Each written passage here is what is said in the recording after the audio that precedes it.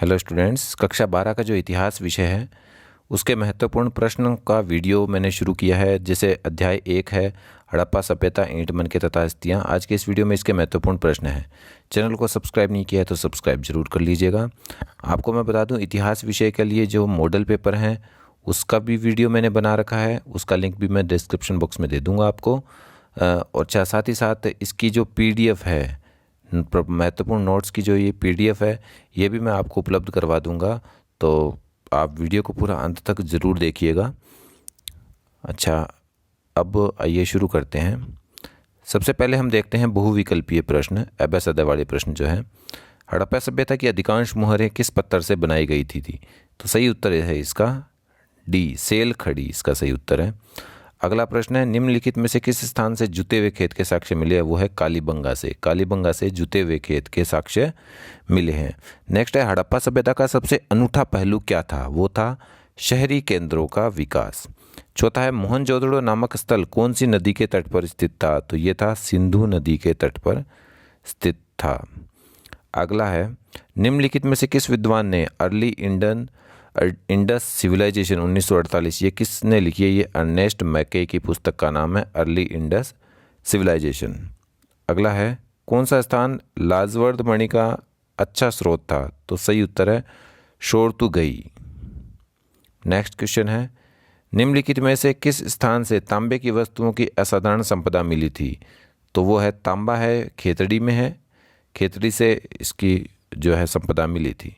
सुदूर देश ओमान है, वो कहाँ पर स्थित था? वो अरब प्रायद्वीप के दक्षिण पश्चिमी छोर पर स्थित है। अगला प्रश्न है, उत्तर हड़प्पा संस्कृति से निम्नलिखित में से किस प्रकार की जीवन शैली के साक्ष्य प्राप्त हुए हैं? वो है ग्रामीण जीवन शैली। मेसोपोटामिया के लेखों में वर्णित मगान से क्या आशय? मगान का मतलब ओमान। अच्छा, इसके बाद में है अति लघुत्रात्मक प्रश्न, एक एक पंक्ति में देने वाले। पहला है, हड़प्पा सभ्यता का नामकरण किस स्थान पर, किस आधार पर किया गया था? तो वो हड़प्पा नामक स्थान के आधार पर है, वो किया गया था जहाँ यह संस्कृति है वह पहली बार खोजी गई थी। दूसरा प्रश्न है, किस स्थान से मिट्टी से बने हल के प्रतिरूप है वो मिले हैं? चोलिस्तान के कई स्थल और बनावली, इससे मिट्टी से बने हल के प्रतिरूप मिले हैं। बनावली है, ये मानचित्र में भी पूछा जा सकता है कहाँ स्थिति है। मानचित्र का मैं अलग से वीडियो बनाऊंगा, तो चैनल को सब्सक्राइब जरूर कर लेना। भारतीय पुरातत्व का जनक किसे कहा गया है? तो भारतीय पुरातात्विक सर्वेक्षण के पहले जनक अलेक्जेंडर कनिंघम थे, जिन्हें भारतीय पुरातत्व का जनक कहा गया है। तो क्या नाम है? Alexander Cunningham. ये मोस्ट इंपॉर्टेंट प्रश्न है, अच्छी तरह से याद कर लेना इसको। अगला प्रश्न है, किसी संस्कृति विशेष में रहने वाले लोगों के बीच सामाजिक आर्थिक भिन्नताओं का पता पुरातत्व किस प्रकार लगाते हैं? वो लगाते हैं शवाधान पद्धति द्वारा, उनके द्वारा प्रयोग की गई विलासिता की वस्तुओं के द्वारा। अगला प्रश्न है, हड़प्पा सभ्यता के कौन से स्थान शंख के निर्माण के विशिष्ट केंद्र थे? वो थे नागेश्वर और बालाकोट, जहां शंख से बनी वस्तुओं का निर्माण होता था। तो वो है नागेश्वर और बालाकोट। अगला है, किस स्थान से मिले साक्ष्यों में पुरातत्वविदों ने गणेश्वर जोधपुरा संस्कृति का नाम? तो वो खेतड़ी में साक्ष्य मिले थे, तो उन्होंने गणेश्वर जोधपुरा संस्कृति का नाम उसे दिया था। नेक्स्ट है, मेसोपोटामिया के लेख से किन स्थानों से संपर्क की जानकारी मिलती है? तो वो दिलमुन, मगान और मेलुआ से संपर्क की जानकारी मिलती है। अगला है, हड़प्पाई लिपि को रहस्यमयी लिपि क्यों कहा गया है? क्योंकि उससे हमने रहस्यमय इसलिए क्योंकि आज तक उसको पढ़ा नहीं जा सका है, और ये निश्चित रूप से वर्णमालीय नहीं थी, इसलिए इसे रहस्यमयी कहा जाता है। कनिंघ महोदय ने भारतीय इतिहास का प्रारंभ कहाँ से माना? उन्होंने माना गंगा घाटी में पनपे पहले शहरों के साथ माना था। उनकी सुनिश्चित अवधारणा के चलते वे हड़प्पा के महत्व को समझने में चूक गए। एक अच्छा छोटा प्रश्न है, जॉन मार्शल, उसने 1924 में सिंधु घाटी में उत्खनन के संदर्भ में क्या घोषणा की थी? माध्यमिक शिक्षा बोर्ड 2014 में भी प्रश्न आ चुका है। तो सिंधु घाटी में एक नई सभ्यता की खोज की उसने घोषणा जॉन मार्शल ने की। अच्छा, अगला प्रश्न देखते हैं, वो है, उन दो पुरास्थलों का उल्लेख कीजिए जिनके आधार पर पुरातत्वविद यह मानते हैं कि हड़प्पाई समाज कृषि के लिए जल संचलन होता था। तो अफगानिस्तान में शोरतुगई नामक पुरास्थल और गुजरात का धोलावीरा का पुरास्थल, ये दो ऐसे पुरास्थल है जिनसे हमें पता लगता है कि कृषि के लिए जल का संचय किया जाता था। ये बोर्ड में भी 2014 में ऐसा प्रश्न आ चुका है। नेक्स्ट है, उन दो पुरावस्तुओं का उल्लेख कीजिए जिनके आधार पर पुरातत्वविद मानते हैं कि खेत जोतने के लिए हड़प्पा संस्कृति में बैलों का प्रयोग होता था। तो एक नंबर है, मोहरों पर किए गए रेखांकन और मण मूर्तियाँ मिली हैं, उनसे पता लगता है। एक मिट्टी से बने हल प्राप्त हुए, 2013 में बोर्ड परीक्षा में आ भी चुका है। तो पुराने प्रश्न दोबारा आ सकते हैं ये पहले के।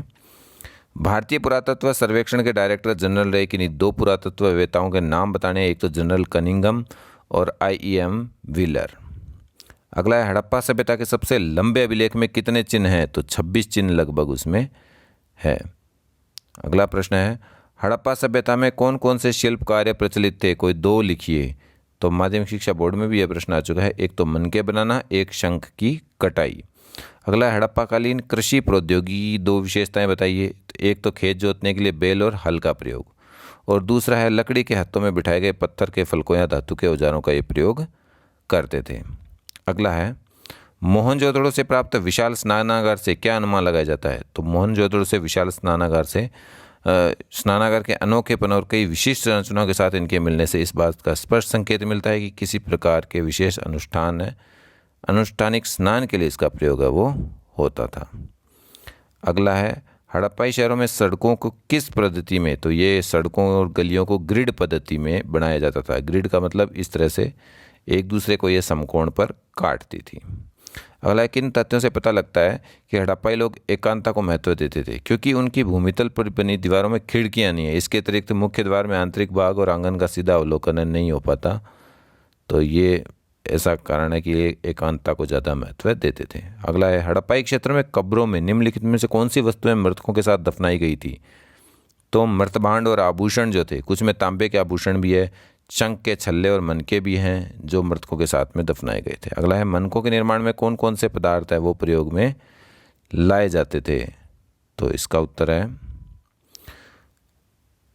मनकों के निर्माण में कार्नियन, जैस्पर, स्फटिक, क्वार्ट्ज, सेलखड़ी जैसे पत्थर, तांबा, कांसा, सोने जैसी धातुएं, शंख, फ्योन्स, पकी हुई मिट्टी, इन सभी का प्रयोग मनकों के निर्माण में होता था।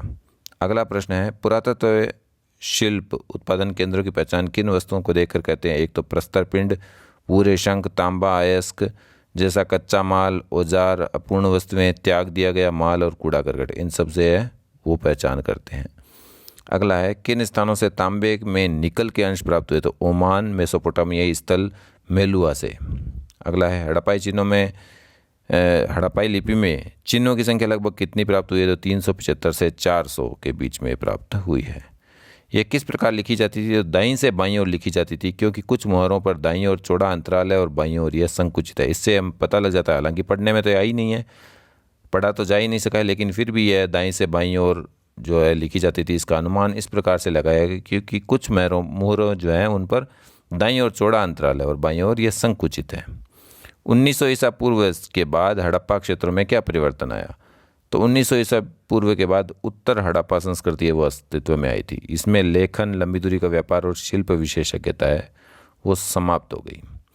अगला है, हड़प्पा सभ्यता के पतन के क्या कारण थे? बाढ़ आ सकती है, जलवायु परिवर्तन, भारी जल प्लावन यानी बहुत ज़्यादा बाढ़, तेज गति से जल बहना और नदियों द्वारा मार्ग परिवर्तन, इन सब के कारण ये इसका नाश हो गया।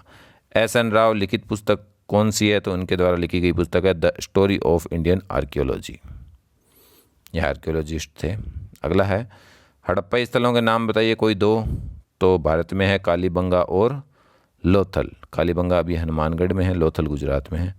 अगला है, पुरातत्व धार्मिक प्रथाओं के पुनर्निर्माण का प्रयास किन पुरातत्व वस्तुओं के आधार पर करते हैं? तो वो जो है अपरिचित वस्तुओं, धार्मिक महत्व उन्होंने माना। मोहरों पर मिले अनुष्ठान, पेड़ पौधों, जानवरों के द्वारा भी पुनर्निर्मित करने का प्रयास उन्होंने किया। अगला है, हड़प्पाई मोहरों पर कौन कौन से दृश्य हैं? अनुष्ठान के दृश्य हैं, पेड़ पौधे, अनेक मोहरों पर एक सींग वाला जानवर भी है, वो भी अंकित है। अच्छा, इसके बाद में कुछ लघुतरात्मक प्रश्न है। नगर योजना बनाते समय आप मोहनजोदड़ो नगर योजना की कौन सी 4 विशेषताएं बताएंगे? 2014 में बोर्ड परीक्षा में प्रश्न आ भी चुका है। मोहनजोदड़ो की नगर की क्या विशेषताएं हैं? तो 4 विशेषताएं आपके सामने। एक तो नगर का समस्त भवन निर्माण चबूतरों पर एक निश्चित क्षेत्र तक सीमित था। इनमें विशिष्टता थी उसकी नियोजित जल निकास प्रणाली, तो एक इसका पॉइंट हो गया जल निकास प्रणाली। एक निचले शहरों में आवासीय भवन थे और एक आंगन था, चारों ओर कमरे बने हुए थे। और हर घर का ईंटों से बना एक स्नानागार, ईंटों के फर्श से बना एक स्नानागार उसमें होता था। अच्छा, एक प्रश्न यह है कि मोहनजोदड़ो सभ्यता में गृह स्थापत्य की 4 विशेषताएं बताइए। 2016 में आ ही चुका है। गृह स्थापत्य की वर्तमान संदर्भ में प्रासंगिकता या विशेषताएं एक ही बात है, तो ये लिखनी है। 4-5 विशेषताएं आप याद रखिएगा। पहला है, हड़प्पा सभ्यता के लोगों के मकान प्राय पक्की ईंटों के होते थे और कई आवासों के मध्य में एक आंगन था जिसके चारों ओर कमरे थे।